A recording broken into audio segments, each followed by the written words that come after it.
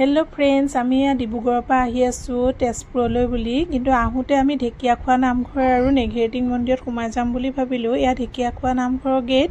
চাকি ল'লোঁ প্ৰথমতেই আৰু এয়া সোমাই আহিছোঁ। চাওকচোন, ইমান ধুনীয়া লাগিছে নহয়। আপোনালোকো অহা নাই যদি আহিবচোন, বিৰাট ধুনীয়া পৰিৱেশটো। আৰু ইয়াত ৱৰ্ল্ড ৰেকৰ্ডো পাইছে ঢেকীয়াখোৱা নামঘৰে। এতিয়া প্ৰথমতে আমি চাকি জ্বলাই লওঁ।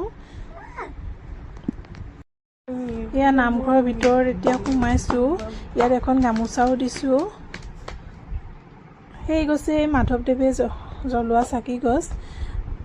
আৰু মাধৱদেৱে ইয়াত ভৰি ধুইছিলে। তাৰপিছত আমি চাহ খালোঁ। চাহ খাই পেলাই নেঘেৰিটিং মন্দিৰলৈও আহিলোঁ। আহি ইয়াতো চাকি জ্বলালোঁ। বান্দৰৰ যি উৎপাত!